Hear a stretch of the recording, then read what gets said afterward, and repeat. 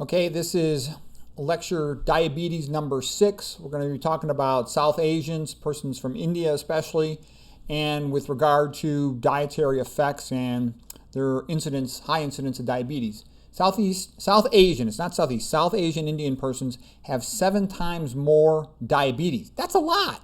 And no one would have expected that. If you asked me in my mind, what's the stereotype? I think of an Indian guy. I think of a male, skinny doctor, healthy. That's what my immediate thought comes to my mind. Most of the Indian guys I know, they're all doctors. So when I heard that they have 7 times increased incidence of diabetes compared to American Caucasians, I was quite surprised by that statistic. Okay, so we're going to be talking about the effect on the electron transport chain, but we'll come to that in a little bit. I'll go over what that means. HNE is hydroxy nonenol. That's a major player in all this.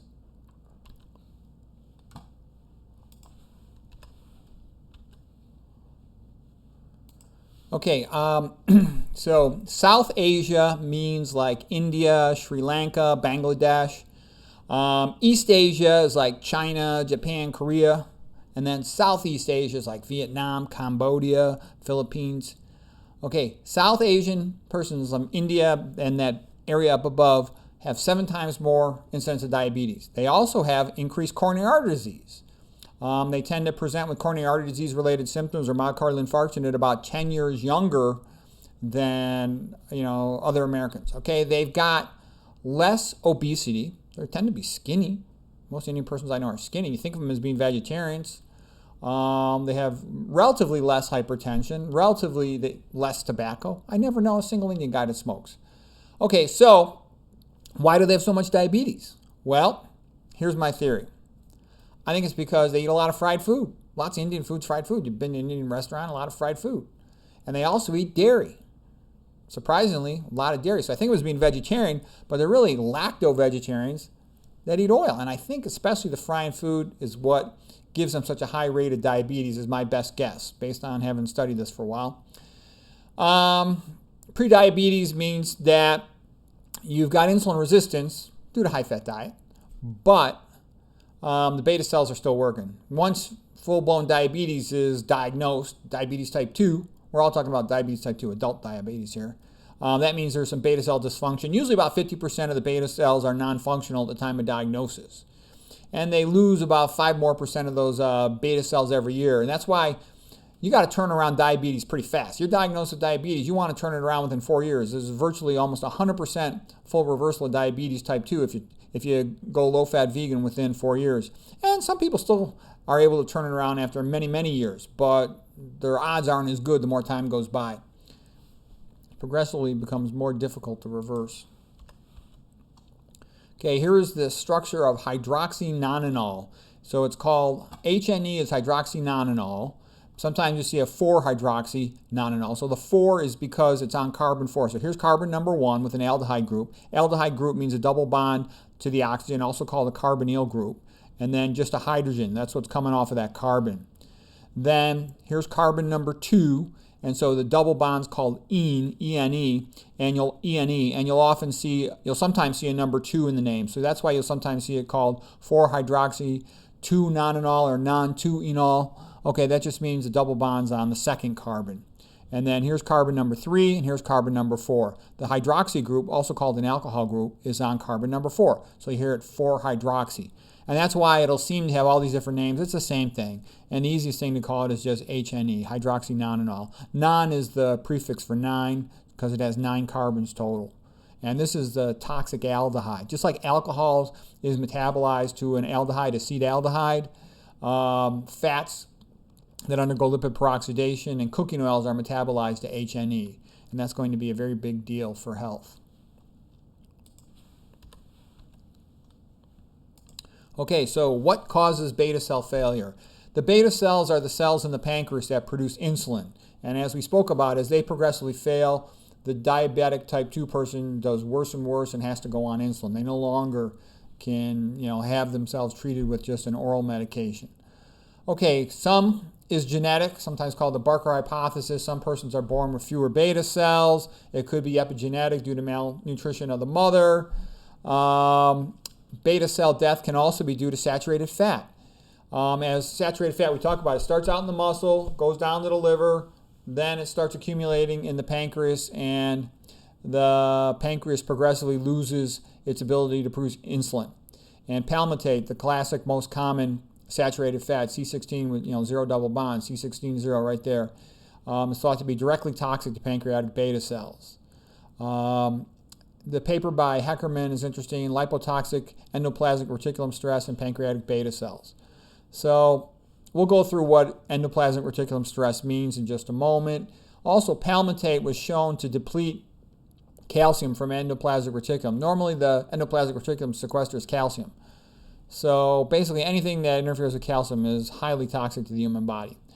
Okay, and that's why I'm a believer there's no such thing as good fats. Dr. McDougall just made a video a couple days ago about fats, and he basically said what I agree with, what Pritikin agrees with, and pretty much anybody who's closely studied it, you want to just eat a minimum amount of fat. Okay, anyways, next, so that's the palmitate saturated fat theory of beta cell dysfunction. They all, I think, contribute variable amounts. The genetic theory, we talked about that. And by the way, if a person eats low-fat vegan all their life, they'll never get diabetes. So that's the most powerful thing, is their diet. Okay, Dr. Tetsumori Yamashima, and he has put forth what is called the toxic aldehyde theory. There's also another way to describe it, the Calpain-Cathepsin theory, but we'll call it the toxic aldehyde theory from omega-6 cooking oils. And what that's all about is lipid peroxidation of PUFAs, polyunsaturated fatty acids, and how they destroy heat shock protein number 70, called HSP70.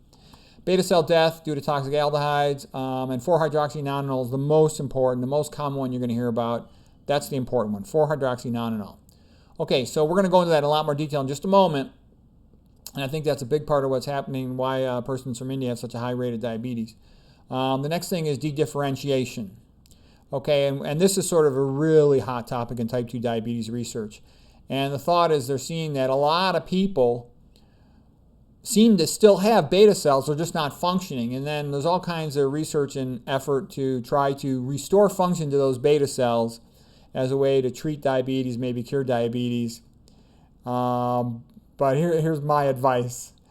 I've been around in medicine. I've been a doctor 30 years, and I can tell you 99.9% of new drugs, they end up not working.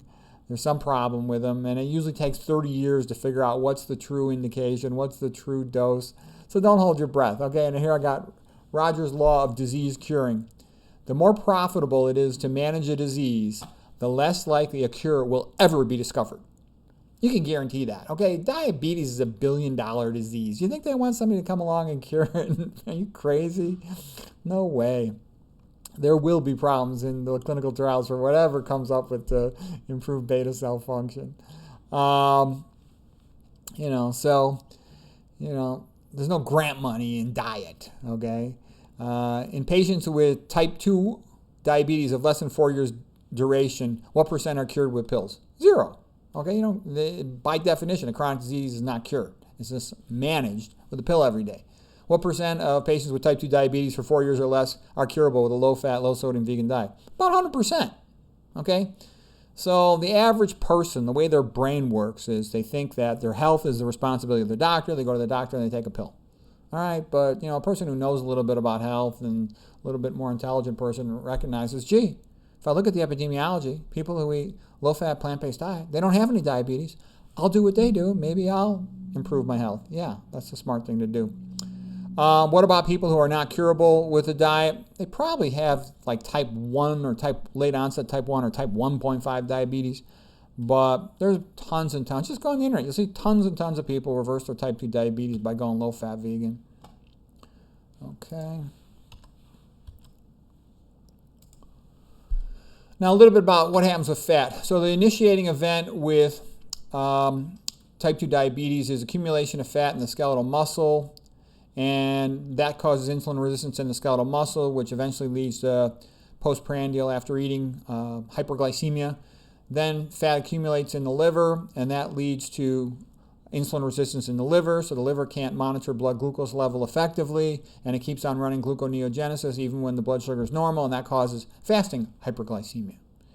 But the big problem is as the liver sort of overfills with fat. So fatty liver is a big warning that you have a major problem and you better get your act together. You're going to end up with much more serious disease. The next step is that fat starts accumulating in the pancreas. And by the way, I do believe that fat accumulation in the pancreas is toxic to the pancreas and causes the death of pancreatic cells. And the reason I say that is I've been looking at CAT scans for 30 years, and I can tell you it is routine in older diabetics. Their pancreas is largely replaced, like more than half replaced with fat. I've seen it 3/4 replaced or more with fat.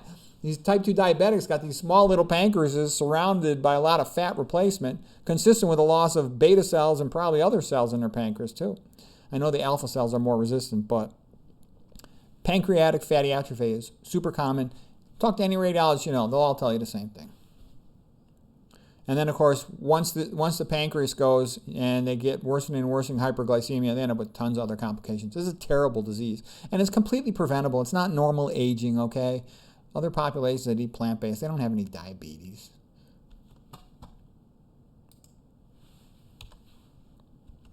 Okay, this is just a quick reminder. We talked about this in Diabetes Part 5 lecture about the flip-flop maneuver whereby fatty acids intercalate in the outer leaflet of the plasma membrane lipid bilayer of skeletal muscle, then to the inner leaflet of the bilayer, and then get into the cytoplasm. We'll discuss that a lot more in that previous lecture, but I'm just giving you sort of a heads up. That's something you should know about diabetes. It's the most important thing you could know about it. Okay, and then in an earlier lecture where we talked about the unifying theory of diabetic complications, this was the paper written by Michael Brownlee, one of the most magnificent genius papers ever written on the subject of diabetes or in any field of medicine. I was so fascinated when I studied all these biochemistry papers on diabetes. I went and talked to a whole bunch of endocrinologists about it. None of them knew these papers. And on top of it, one of them invited me to lecture. And then, me being stupid and socially awkward, I kept talking about the biochemistry of diabetes, and I could tell they were embarrassed that they didn't know any of the papers or any of this work. So then they never followed up on their invitation for me to speak. That happens to me all the time. I hardly get invited to speak anywhere. People don't like people who tell the truth. And they want everyone to say, oh, olive oil is good for you. Soy is good for you. That's what people want to hear. That's a bunch of crap, okay?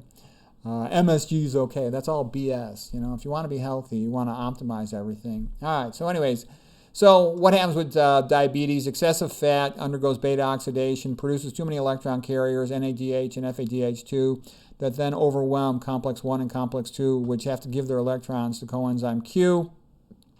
And then complex 3 in particular can't pump out its protons against the rising gradient within the intramembranous space between the outer mitochondrial membrane and this inner mitochondrial membrane. So electron transport reverses, and it drops an electron down onto oxygen within the mitochondrial matrix, which now going backwards produces superoxide anion and leading to reactive oxygen. So we're not going to talk about that now, but I'm just letting you know that's sort of the backdrop of what leads to diabetes complications. And I cover that extensively in another lecture. But this idea of electron transport being very important in diabetes and being inhibited and reversing in diabetes is a really key point.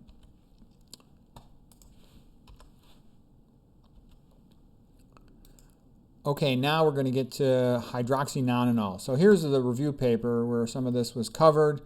4-hydroxy nonenol, lipid peroxidation product, a review. And one of the things hydroxy nonenol does is it inhibits ATP synthase, sometimes called complex 5 of the inner mitochondrial membrane. So these are all the electron transport complexes, complex 1, 2, 3, and 4. Coenzyme Q is located right here. Cytochrome C is right here. Very common phospholipid in the inner mitochondrial membrane is the cardiolipin right here with twice as many phospholipid tails, 4 instead of 2. Okay, but hydroxy nonenol is a mitochondrial toxin, as is lead, as is cadmium, as is saturated fat, and to a lesser extent other types of fat. All right, so anyways, that's an important point.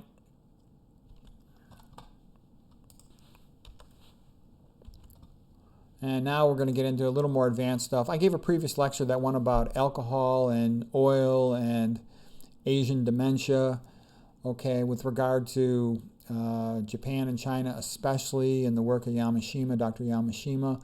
Okay, so I color-coded this to make it a little easier to follow. So hydroxy nonenol binds to heat shock protein number 70. So here's heat shock protein. I'm going to go into this in more detail in a moment. I'll slow it down and simplify it, but it's good that you see the picture first when we talk about it. So here's heat shock protein number 70. Actually, the normal job of heat shock protein number 70 is to transport defective proteins into the lysosome where they can be recycled. A neuron, for example, does not turn over. It stays alive and intact, for the entire life of the person because it has to have your memories for your lifetime, right? So it has to recycle its proteins. They become glycated over time, dysfunctional, and they have to be recycled. And the lysosome is full of powerful enzymes to recycle them. And heat shock protein, in addition to being a chaperone to transport defective proteins to the lysosome, heat shock protein also stabilizes the lysosome membrane by how it regulates other fatty acids that make up this membrane and keep it stable. It has to be a very powerful membrane not to be affected by all these enzymes of the lysosome. So what happens is when H&E binds to HSP, so when hydroxynonenol binds to the heat shock protein, the green heat shock protein, hydroxynonenol is the purple in this picture. What happens is that makes calpain, a powerful cytoplasm protease, be attracted to the heat shock protein, and it cuts it in half like a scissors. That's why it's drawn to look like a scissors. It cuts heat shock protein, and now it can no longer chaperone deliver these proteins to the lysosome. It can no longer help maintain the lysosome membranes intact. The lysosome lyses, releases cathepsin. Cathepsin is this powerful protease, digestive enzyme. It just chews up the neuron and eats everything and kills it, okay? So that is the sequence of events.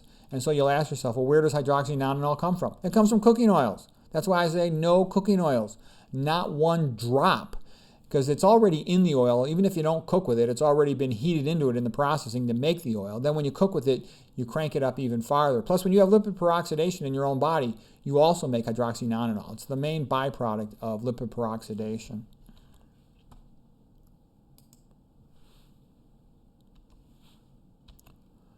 Okay, now we're going to talk real quick. There's another paper by Yamashima. So here's Yamashima, the Japanese neuroscientist, Tetsumori Yamashima. And here's one of his famous papers. Hydroxynonenol causes Langerhans, that's the islet cells of the pancreas, cell degeneration in the pancreas, Japanese macaque monkeys.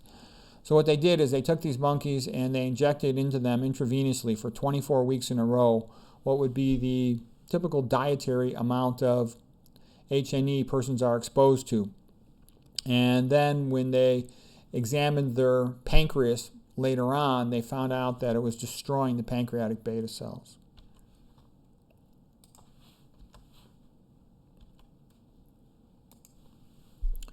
So there was no change in the behavior of the monkeys. This was an in vivo study. So this is not something in tissue culture. This was in real monkeys, living active. The H&E also caused proliferation of peroxisomes, so that's a secondary mechanism of beta cell injury.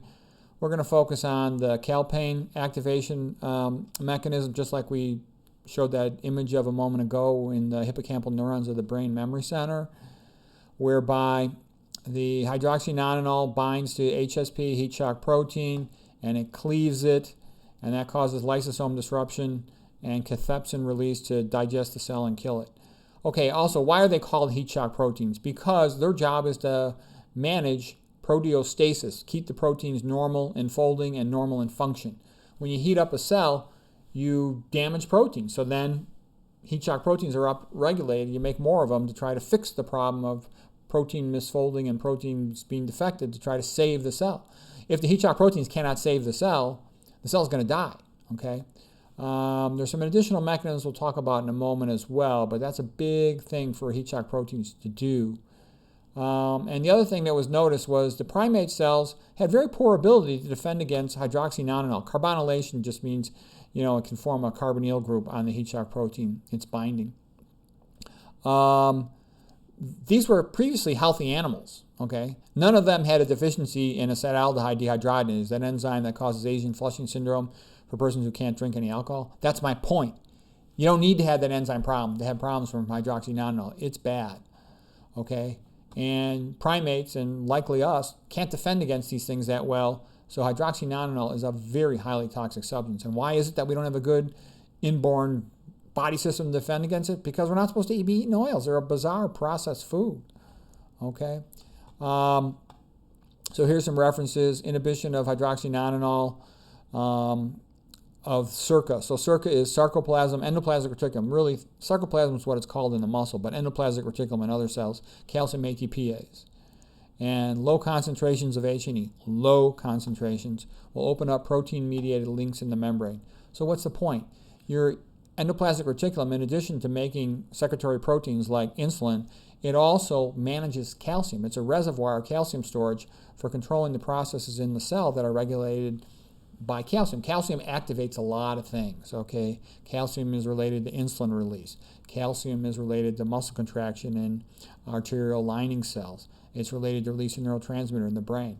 So anything that interferes with calcium metabolism is a big deal, and it's very bad for you, okay? So here's Yamashima's paper. Hydroxy nonenol causes Langerhans cell degeneration in pancreas. Okay.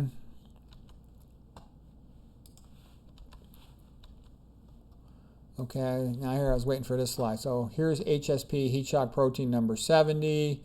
Its purpose is recycling dysfunctional proteins. They call that a chaperone, the way we showed it carrying the defective proteins to the lysosome. It's called heat shock because it's upregulated when it's heated. Hydroxynonenol is a toxic aldehyde. That's a key phrase to know, toxic aldehyde. Just like acetaldehyde is a toxic aldehyde of alcohol metabolism, hydroxynonenol is a toxic aldehyde of cooking oils and of lipid peroxidation. Lipid peroxidation is a chain reaction that occurs in PUFAs, polyunsaturated fatty acids. So these omega-6 cooking oils will contain H&E, plus you produce more when it's heated, and additional H&E is just made in our bodies whenever there's lipid peroxidation. So some other phrases. We talked about the secretory proteins like insulin that are secreted from the cell, are made in the endoplasmic reticulum, and then there's ways that the cell tries to handle misfolded proteins. There's something called the ERAD, endoplasmic reticulum activated degradation, meaning that misfolded proteins, they actually are ubiquinated, meaning covered with these ubiquitin molecules that sort of are like markers to say this protein needs to be degraded in the proteasome. The proteasome is like a wood chipper for proteins, and it chops them up. All this stuff about protein misfolding and recycling proteins, it's worth knowing about because later on, what I'm sort of building up towards is insights on neurodegeneration. Why do people become demented? And this whole mechanism is very important, major contributor to dementia and cognitive decline. And there's a good news here. This is not just, sad stuff. It's easy. Don't eat oils. Minimize your fat intake. You don't have to have any of these problems. But I can tell you, the average person, tons of people are diabetic.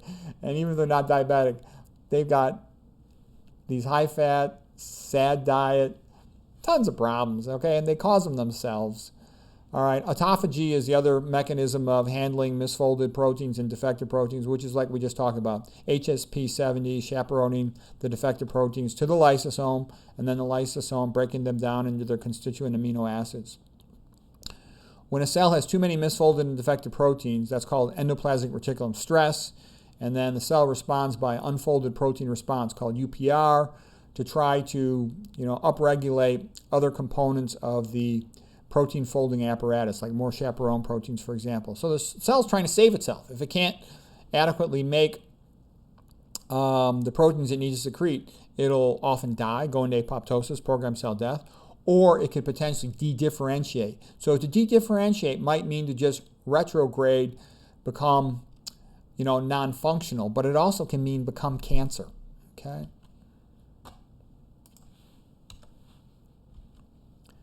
Okay, so what's the good news? What can you do? Well, first of all, you need to know no oil, not one drop. And the reason why I like McDougall and Esselstyn so much, and Campbell, they'll tell you no oil. That means not one drop. Don't eat this stuff. Because once a person says, I'll only have a little bit, they end up on a slippery slope and they just go downhill. It's very difficult to have a little bit of oil, just to have a little bit of meat. No, you start eating way more and you realize you get all sick. I can tell you, the average ignorant person I talk to, I'm like, you might want to improve their diet. They all say, and these are people who have, had a myocardial infarction, they are diabetic, they're overweight, they're partially demented. They all tell me, oh, I eat well. Everybody thinks they eat well. I think that's a Dunning-Kruger effect. Everybody thinks they eat well. I have a lot of chicken, a lot of fish, a lot of egg whites, olive oil. Brilliant, brilliant. Okay, and all this disease, it's not because of the diet, it's because of my family. It must be genetic. We're all sick. Yeah, it's because you all eat the same thing. Genetically stupid. Okay, Walter Kempner, Nathan Pritikin, McDougall, Bernard, lots of doctors. Any doctor who's worked with it has seen reversal of type 2 diabetes when a person goes low-fat vegan. It's shown quite readily with bariatric surgery, with the diets related to bariatric surgery to get the patients ready. Exercise is a wonderful thing. Exercise basically has the same effect on skeletal muscle as does insulin. It gets more glucose type 4 glucose transporters that translocate from the cytoplasm to the plasma cell membrane so they can bring glucose into the cell. The interesting thing about exercise is it uses a totally different mechanism than does insulin. So what that means is even if you've got insulin resistance, you can get great uptake of glucose from exercise. So all diabetics should walk more and exercise more. Fruits and vegetables are wonderful. They give you lots of antioxidants. The antioxidants help the cell to handle some of these effects. They're still not great at it, but it makes it better than it otherwise would be. And we talked about this before. If it's a hot 100-degree day, an animal outside in the sun walks into the shade. Plant can't walk in the shade. It needs chemicals, antioxidants to protect itself from the excessive sun and ultraviolet rays. That's why suns have all the antioxidants. You don't get it from eating meat. The animals used it up. Okay, lots of starches are real good for you. I recommend only eat organic. There's terrible herbicides in non-organic food like glyphosate, atrazine. That stuff's bad for you. Roy Taylor wrote a good book. He's the guy who wrote this book. Where is it? I think I got it over here somewhere. Something about life without diabetes. It came out recently, 2020. He's one of these guys. He won the Banting Award one time. He's real smart. Basically, what he noticed was he worked with Jerry Shulman with nuclear magnetic resonance spectroscopy that showed skeletal muscle accumulation of fat was the first detectable sign of insulin resistance. And he found just for 1 week, you fast a person, you can decrease their liver fat. He showed that with an MRI. And as soon as you get the fat decrease in the liver, it'll decrease in the pancreas. And patients will often improve their function if they still got some cells in there, like if they're de-differentiated, just not functional, versus if they're dead, you can't bring them back.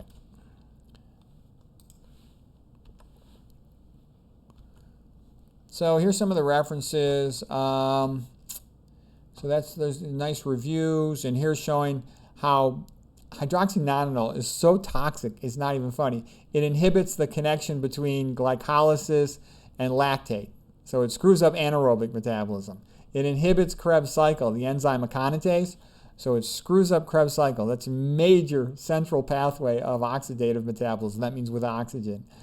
We talked about it a moment ago, it inhibits the ATP synthase on the intermitochondrial membrane. So it screws up oxidative phosphorylation. That's the main way you make ATP. It's basically screwing up everything.